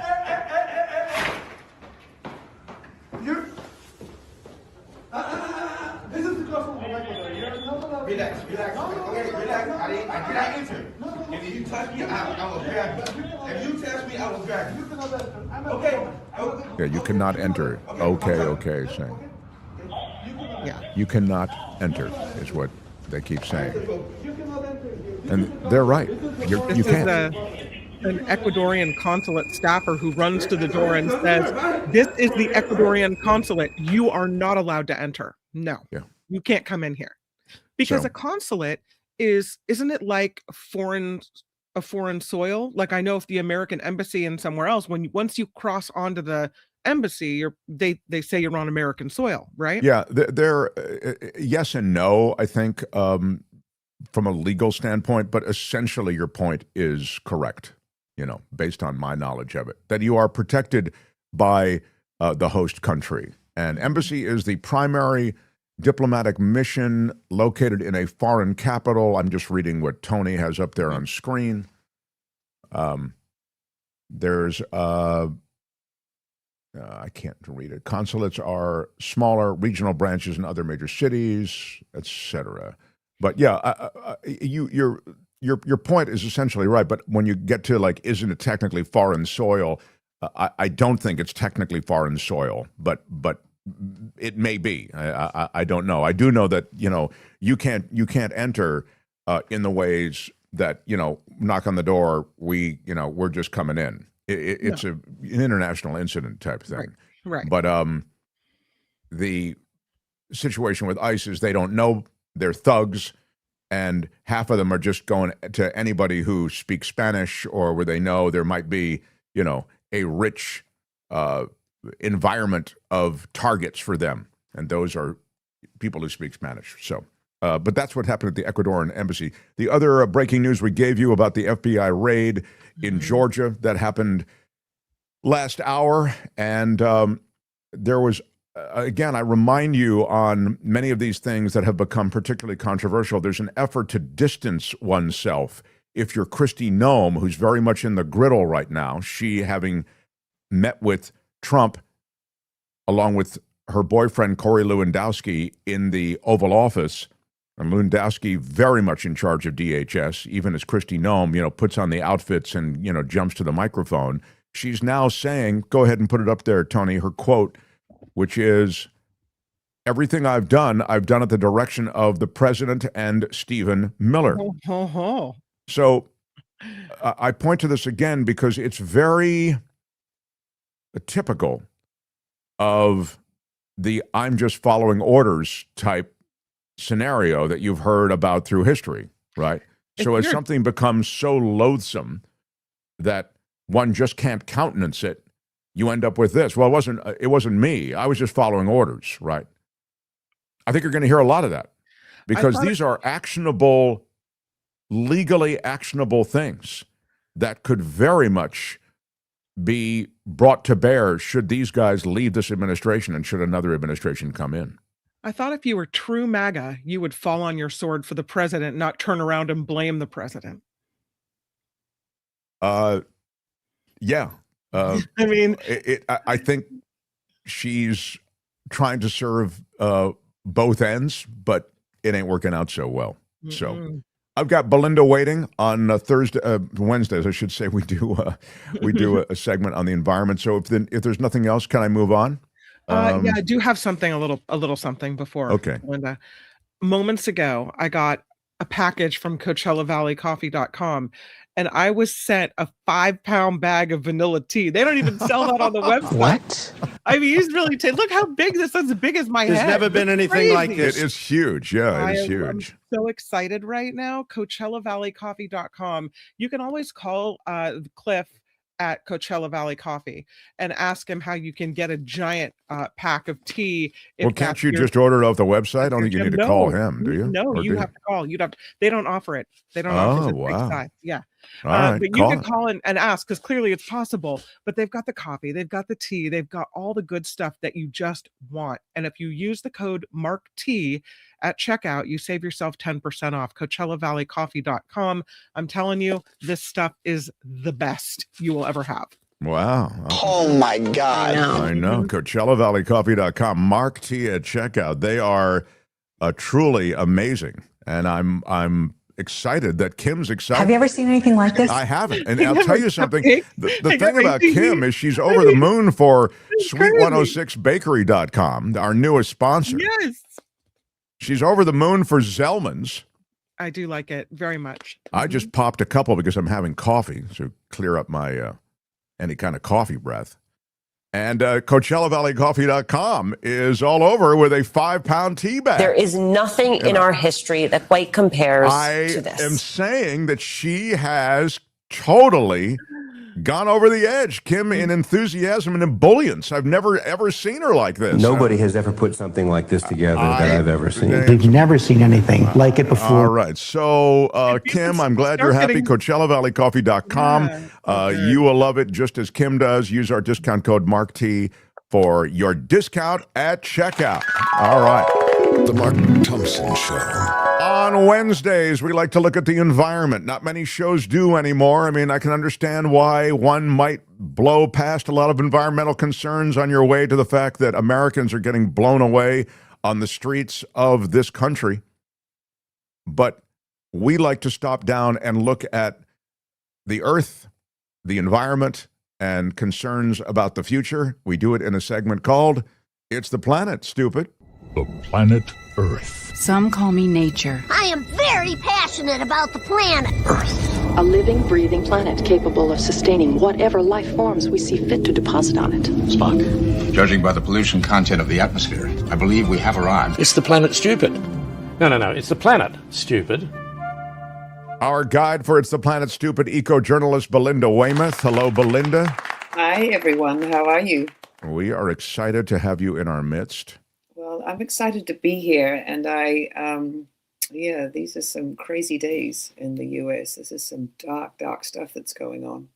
Yeah, but you actually have good news. Yes, I do. Which is, I think, sort of a defining feature of your visits to us, even alongside a lot of the concerns that we have that you also bring to our attention. But what's the good news? Well, here's the thing. I did want to just acknowledge what is going on. And I also, the last couple of weeks we've talked about, what's going on at the sort of the macro, the big level, with Trump and the administration and what Project 2025 want, the nefarious, overthrowing of all these environmental regulations. So I wanted to take it down to a granular level today, guys. And I want to tell you about a couple of things that are working really well, because I want people to have hope and to realize that, at a community level, you can do so much good. And there is so much good happening, but the media doesn't cover it. So anyway, let's start off with Fayetteville, Arkansas. So these guys are this crunchy granola hippie, tree-hugging hippieville group in the Ozarks, in the Northeast. There's one of the farmers who's using the compost, which would have been all the food waste that would have been going to the landfill and making methane. But they've got these very clear goals. They're going to lower their emissions. They're going to make themselves resilient to heat, to worse weather. And in fact, you remember that horrible icy storm Uri that came a couple of years ago, and over in Texas, they were freezing. Ted Cruz, infamously took off for, the Caribbean and meanwhile left Texans to die in the ice and snow. Well, the light stayed on in Fayetteville. Well, why did they do that? Because they embraced solar. And so they started this solar project that is just initially for the government city buildings. And what's really interesting, I have to tell you this, because this city has grown, has doubled in population in the last 30 years. And so they're lowering emissions and their electricity costs, even while they're having this, this growth spurt. So it makes it sort of even more amazing. But it really is just the dedication of the people who run the city and who want to do it. And it's not easy, because Little Rock, where the state legislature is, they'll say, no, Fayetteville, you can't, ban polystyrene. We're not going to let you do that. And then they passed this law, when the municipalities were like, well, we want to buy more electric vehicles. And they said, well, you can only buy electric vehicles if you can prove that there was no forced labor in the production of that said electric vehicle. And I'm like, do they have the same standards for gas vehicles? Since when did they care about, Right. But anyway, the city is, they are prevailing. They're winning, and in spite of, they describe themselves as this little blueberry in this tomato soup. They're in this red state, but they have said this is what we're going to do, and they're doing it. And they're in the process right now of buying an even bigger solar farm. And what it's going to do is it's going to lower the bill for the city government by $7.7 million, and it's going to increase their amount of renewables to 93%. And this is meanwhile while they're restoring habitats, and they're taking care of wetlands, because they really realize how important they are. And they're not like a city of millions, like a city, when you've got these big cities, the urban heat dome, that is on top of us. And basically it's this, layer of air that's, all this heat is made by asphalt and things that absorb heat in a city, where you don't have, grass and, enough grass and trees. Well, they're concerned about their urban heat dome, 100,000 people. I'm like, go Fayetteville. And so they know, it's really important to have trees, and local citizens being rewarded when they don't, pave over their lots, when they keep grass and gardens and all these things. And the composting is amazing, because they're selling the city compost $55 a truck full load.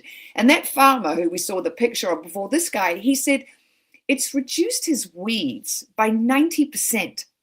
90%, and he's growing things that are really, weed prone, arugula and bok choy and all these kind of things. So, go hippies and go Fayetteville, and where are my weed smokers at? No, it's not that kind of weed.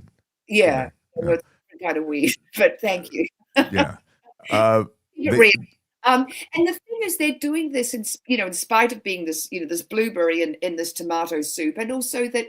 They've got all these projects that are underway. They've got more projects that they want to do. And then you've got, the Trump administration and Project 2025, because that's, who's behind, taking away all this money for climate. They're saying no more federal money for, climate resiliency, no more federal money. But, they're doing it anyway. And it just, I just wanted to tell people about, I love the story. I love the story. Little engine that, that could. Yeah, and it's interesting, it's up against something else I was going to push to you, but I'll just mention it to you now, because Arkansas is pushing back now against these huge data centers that are immense consumers of both water and energy. So it's putting a strain on the electric grid that's unprecedented, and it also is super water intensive. And you're seeing locals in Arkansas now pushing back on this. So these data centers with all this, promise of economic improvement and infusion of all kinds of economic positives. The reality is it's a drain on resources, to the point that there are many locals pushing back. And there's one other thing that I didn't know, and that is that the noise from these things is so intense, and these data centers are going up now, big ones, that locals are going, whoa, this is terrible. I mean, it's it's deafening when you get up close to it, and it's just this constant annoyance and irritant, even if you're some distance away. So they're having town hall meetings, Mark, where Republicans and Democrats are turning up alike to say, we don't want this in our backyard. I mean, it's become a real sort of political, hot potato. So you've got people turning up in their cowboy hats with their guns in their holsters saying, we don't want these data centers. It's really, this thing is going to be big, and it's really going to, hurt Republicans in the midterms because it's really NIMBYism. People do not want this in their backyards, and rightfully so. Yeah, this is the promise of AI. Again, we'll talk more about it with Belinda in the months ahead. But there's definitely local pushback, and as you say, it's a political loser for a lot of candidates who might otherwise be okay. Go ahead. Especially when you're not pushing solar. When you're not pushing solar and wind and clean energy, and this has all got to come off a coal-fired grid. I mean, are you nuts? I mean, do you know how to do mathematics? Hello, it's like Anyway, but the other thing I wanted to talk about was. Also at a more granular level, but this is state, and then I'm going to go down to a Native American tribe. So, California, Arnold Schwarzenegger was the one who brought this up when he was the governor here, said, we're going to do this in 2006. We're going to have a cap and trade program. And it became law in 2013. And they said, okay, we're going to reduce our emissions to 1990 levels by 2020. Well, they'd done it 3 years later by 2016. And it's so successful. It's made $33 billion, in 12, 13 years. It's unbelievable. In fact, the Europeans were coming here to look at California's cap and trade, like how can we do this in Europe? And we were talking about this when I was back in school doing my degree, because it was when it was, first happening. And what they did, first of all, they said was, okay, any utility, anyone who's generating power, you're going to be the first ones, that you've either got to, lower your emissions, or you've got to pay to pollute. And pay to pollute is who wants it? That's dumb. But how cap and trade works is you have to have a really solid framework, and it has to be, if you aren't lowering your emissions, you have to be investing in other things that are lowering your emissions. That's the only way that cap and trade works. You have to offset. Yeah, exactly. You have to offset. And so our, California's climate investment grants go towards offsetting. It has to, be a proven offset. And so, it has been super successful. And the things that it does is, the great rebates we get with, if we put in an induction stove, if we get a heat pump, if we buy an electric vehicle, where does that money come from? It all comes from California's, the cap and trade. And it goes, 35% of it is to go to low income people who are living, on the, the edges of, the environmental sort of fight, who are in, polluted areas.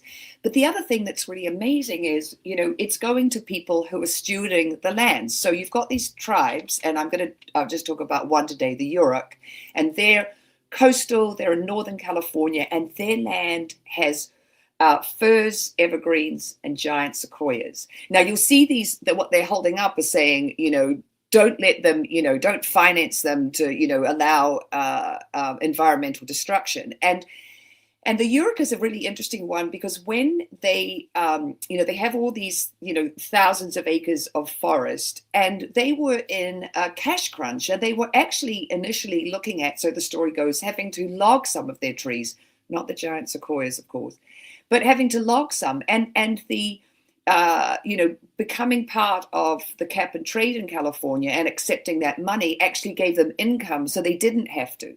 Now, the first 4 years were rocky because they didn't have enough money to be able to, be controlling it themselves. So it was outside consultants, and it didn't always align with the tribal, this is what our environmental ethos is. This is what land stewardship looks like to us.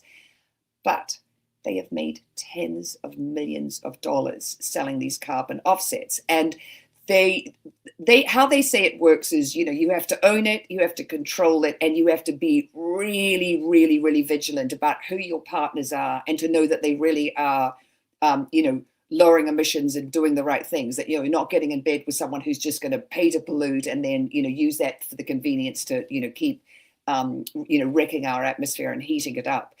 And so once they took ownership of it, they could really see, this is, this works, and we've been able to keep all our trees. We haven't had to do logging, and 13 other Native American tribes followed suit, and also a part of California's cap and trade. And then last year, when federally, things were falling apart, we talked about this, the Lee Zeldin announcement last May, we're going to do the biggest deregulatory, of environmental protections that's ever happened in the US history. That was something to be happy about. Gavin Newsom last year said, hey, our cap and trade was supposed to end in 2030. Not going to. We're going to keep it going to 2045. And why are we doing that? We're doing that so that at a state level, we're insulated from the noise and nonsense. I want to use a word with more emphasis, but I won't. And, because I respect our more delicate audience members, so I won't, use any.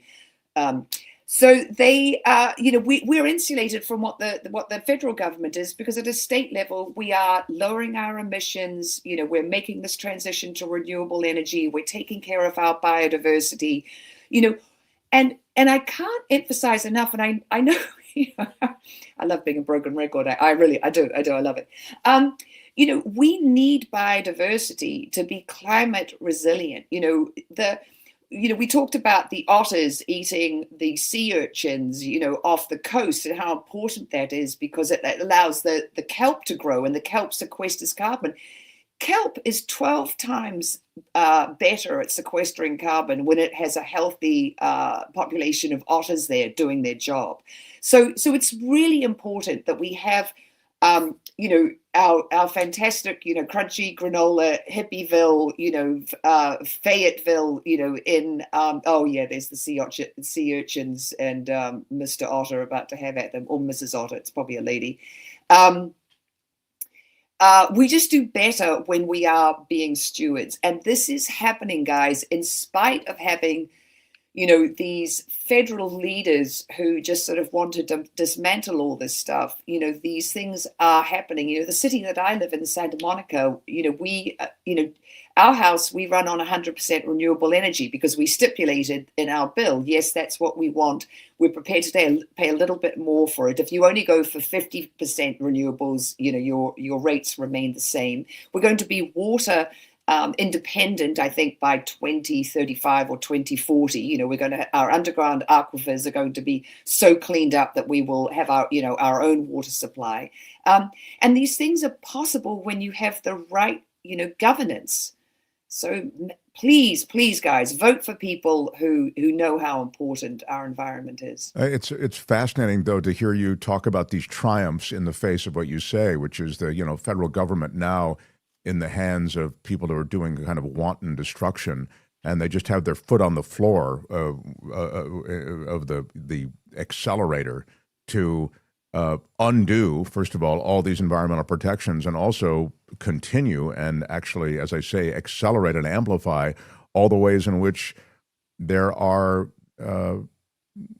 just an environmental destruction. I mean, there's ignoring the fragility of the environment and essentially viewing every resource and every natural habitat as something that can be exploited as and be the source of extraction as opposed to something that can be of great benefit. I mean, you point to the kelp, you point to these eco balances it's so compelling to hear you speak of them because they're there in every way.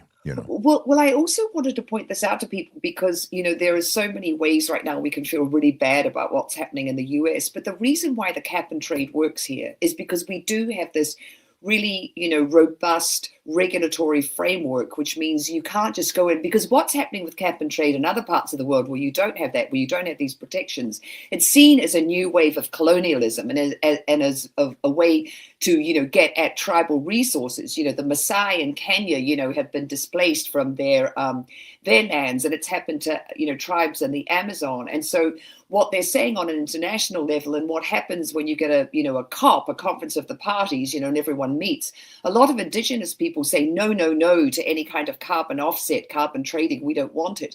But if you have the right regulations in place, and this is why, and that's the thing I've really tried to, emphasize as well, is this is why all the environmental lawyers are in courts right now holding up what Trump is doing, and that what he's doing by trying to take away the protections, is unlawful. And so judges are throwing out, they threw out these, halts that he put on these offshore wind projects on the East Coast, saying that they were, national security risks. Well, the judge was like, there's no evidence of that. They can keep working. So, the problem is it means it's, a lot of effort is going into trying to, stand our ground right now, whereas we should be making progress. But And that's, and I do want to put that disclaimer on cap and trade and say, it has to absolutely be done, in the right way. You can't be. Otherwise, you end up just essentially buying your way into exploiting resources. And polluting. Just pay to pollute. I'll exactly, just pay to pollute. Exactly. Yeah. Follow Belinda Waymouth across social media. Belinda Waymouth, Waymouth. People who want to share this video, we'll drop it as a separate video. We do it on the weekend so that maybe a few more people see it than it might see it if it were to drop during the week. We so appreciate you, Belinda. Thank you. I always look forward to these conversations, and I look forward to next week as well. My pleasure. Belinda Bye, Waymouth, everyone. everybody. Take care. Be kind to yourself. It's the Planet Stupid. More. It's the Planet Stupid. No. It's the Planet Stupid. Next time, only on The Mark Thompson Show. The Mark Thompson Show. Thank you for being here and for participating in the show. All of you who have and who have lingered here, who might have come in whenever and stumbled in.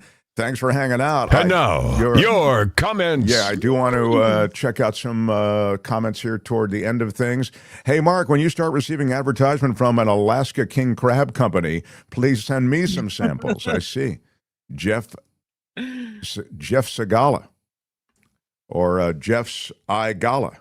Or Jeff's Eye Gala. Anyway, received. I have to sneeze, excuse me. Scott Falcon says, do Dems have a game plan to stop election cheating? It sure doesn't seem like it, does it?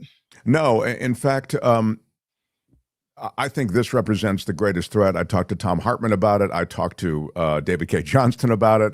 I talked to Rothmann about it. I've talked to everybody who visits this show. I've talked to Sarah Kendzior.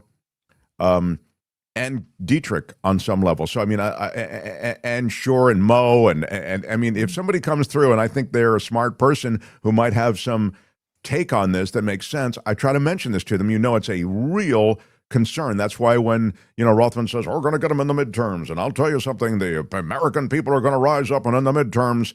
I get it. If it were a fair vote, that would happen. But if it were a fair vote, it's very possible Donald Trump wouldn't be the president right now. So I'm, in a long way, answering your question to say I don't have any answers except to say the more you talk about it, the more you have election observers, the more you have media on it, I think. And then, of course, as Hartmann was saying, the bigger turnout you have, it becomes harder to do the things that might manipulate the election. But as you'll learn, Greg Palast is coming in, it'll be like, I guess in 6 days he'll be on.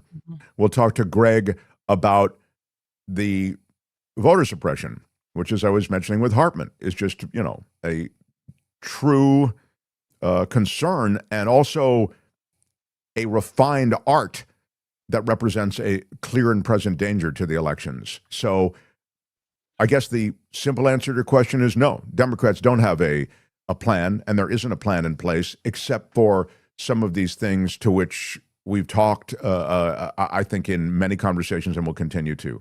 So I'm so upset that what's going on in our beautiful country, says Kathy C. is in the house. Hey, Kathy in the house. But I'm over the moon with Zelmins mints. Come on, Kathy. Well, that's really cool. I'm going to take a couple of Zelmins mints right now, actually. Just get that minty taste in your mouth. Yeah, I like it. It's minty on the outside. And it's got the capsules on the inside. I take 3 at a time, but I'm just going to take 2 this time because I'm not. You can buy one container of them. You could buy a pack of 3, a pack of 5. I think they have a pack of 10. And if you buy the multi-pack ones, you get free shipping. Plus, you get your Mark Thompson Show discount, which is Mark T. Mark T at checkout. I would say get the 3 or 5 when you're trying it out, not just the one, because you're really going to love it, and you're going to want to give some to other people. So, I gave some to my pal the other day, just because I was taking them and I was going to go, I didn't want to, So anyway, yeah, that's Zelmins. So they're one of our new sponsors. So jump on them and you will be happy. Like Kathy C. is in the house, is happy. Yeah. Zelmins.com and use our discount code Mark T. What else do you have, Kim? Do you have another comment of some kind? I'm a very busy man. I can't just. No, your comments. Yeah, exactly. Can't wait to get my Yeah, Sweet 106 brownies. Jerry Johnson. There's been a lot of excitement around our new sponsors. Love it. Sweet106bakery.com. You'll want to rub it all over your body. It's so good. It's delicious beyond normal deliciousness. So Mark good. T at checkout gets you 15% off. Sweet, and again, it's SUITE, like a suite of rooms. Sweet106bakery.com. Again, Mark T at checkout for 15% off. Do you have any other comments, Kim? And now, your comments. Do you have any other comments, Kim? Can you? Louise says, hey, gang, watch Newsmax's Greg Kelly if you want to see an absurd take on the Pretti tragedy. The dude actually wants you to think a gun and camera look alike. I saw this, Louise, and thank you. And I'm not going to run it. It's been run in a few places.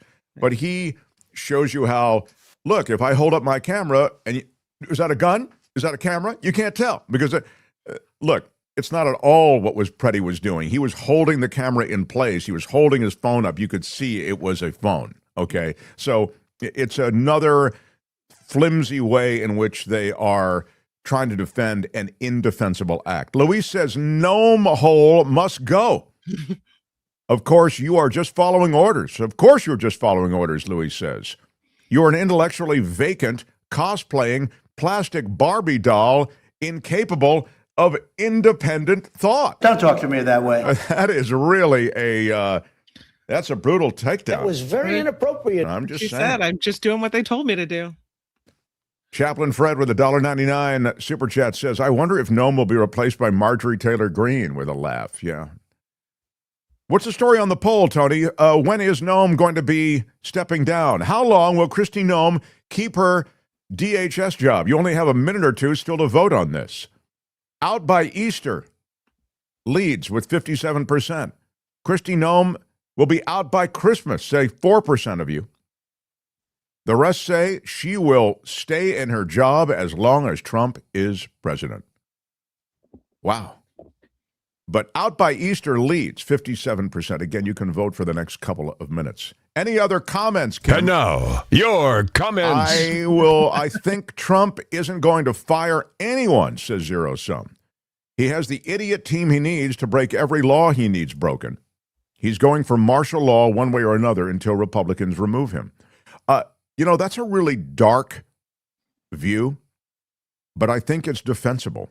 I think that is an intellectually defensible argument and narrative.